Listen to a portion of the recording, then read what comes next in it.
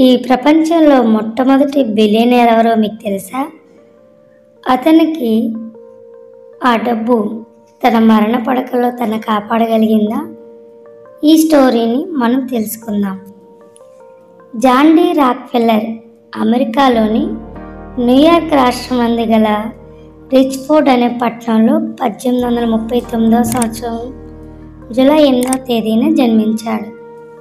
16 ఏళ్ల ప్రాయంలో చిన్న చిన్న పనులు చేయడం ఆరంభించి 20 ఏళ్ల వయసులో తన స్నేహితునితో కలిసి సొంత వ్యాపారం ప్రారంభించాడు. మంచి పట్టుదల, దీక్షతో అంచెలంచెలుగా ఎదిగి 50 ఏళ్ల ప్రాయంలో ప్రపంచంలోనే అత్యంత సంపన్నుడిగా మారాడు. అంతేకాక ప్రపంచంలోనే మొట్టమొదటి బిలియనీర్ అనగా $100 కోట్ల అధిగమించిన ఆస్తిపరుడుగా రికార్డుకెక్కాడు. అయితే అరుదైన ఈ రికార్డు సాధించిన 3 సంవత్సరాలకే అనగా 53 ఏళ్ల వయసులోనే అతడు వ్యాధిగ్రస్తుడయ్యాడు. అతని జుట్టంతా రాలిపోయింది, ఒళ్ళంతా పాలిపోయింది, తిన్న తిండి అరగడం లేదు. పాలు మరియు క్రేకర్లు మాత్రమే ఆరగించుకోగలడు. ఒళ్ళంతా నొప్పులే, నిద్ర పట్టదు, నెమ్మది లేదు. ఆహా, తను ఏది కావాలంటే అది కొనుక్కోగల అత్యంత ధనవంతుడిగా ఈ దుర్గతి. ఎంతో నిపుణులైన వ్యక్తిగత వైద్యులు మీరు ఇంకా 1 సంవత్సరం మాత్రమే బతుకుతారు అని తెలియజేశారు. రాక్ఫెల్లర్ ఎంతో నిరాశకు గురయ్యాడు.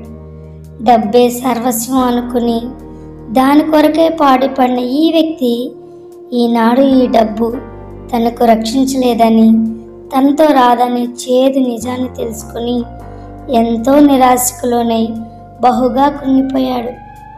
ఆయనకు ఒక క్షణము ఒక యుగంలా గడుస్తుంది. ఈ జీవితానికి అర్థం ఇదేనా? నాకు నిరీక్షణ లేదా అన్న ప్రశ్నలు ఆయనను మరింత కలవరపెడుతున్నాయి. రోజులు నెమ్మదిగా గడుస్తుండగా ఆయన మరణ దినము సమీపమైంది. ఒక రాత్రి ఆయన నిద్రపోతుండగా ఒక కలగన్నాడు. ఆ కళ ఆయనకు సరిగ్గా గుర్తులేకపోయినప్పటికీ దాని భావం మాత్రము అతనికి అర్థమైంది. ఈ లోకంలో తాను సాధించిన ఘనత కానీ, విజయము కానీ, ఆస్తి కానీ తర్వాత లోకంలోనికి తీసుకువెళ్ళలేడు. వ్యాపార ప్రపంచాన్ని నియంత్రించిన మహాగణుడైన వ్యక్తి తన జీవితాన్ని తాను నియంత్రించుకోలేకపోతున్నాడు. కలభావంను గ్రహించిన రాక్ఫెల్లర్ బాగా ఆలోచించి ఒక నిర్ణయానికి వచ్చాడు. ఒక దినమున ఆయన తన లాయర్లను, అకౌంటెంట్లను మరియు మేనేజర్లను పిలిచి తన ఆస్తులను హాస్పిటళ్లకు, రీసెర్చ్ సెంటర్స్కు మరియు మిషనరీ సేవకు అంకితం చేస్తున్నట్లు ప్రకటించారు. ఆ విధంగా రాక్ఫెల్లర్ ఫౌండేషన్ అనే సంస్థ ప్రారంభించబడింది. దాని ఫలితంగా పెన్సిలిన్, మలేరియాకి చికిత్స, క్షయ మరియు డిప్తీరియా వంటి అంటువ్యాధులకు చికిత్స వంటివి కనుగొనడమైంది. అంతేకాక ఇంకా అనుకూలమైన పరిశోధనలు జరిపించినందున వచ్చిన ఫలితాలు కోకొల్లలు. అయితే ఆయన జీవితంలో చెప్పుకోదగ్గ అంశం ఏమిటంటే, ఎప్పుడైతే తాను సంపాదించిన దానిలో తిరిగి ఇవ్వడం ప్రారంభించాడో ఆ క్షణం నుండే ఆయన శరీరంలోని కణముల ప్రక్రియ మార్పు చెందడం ఆరంభమైంది.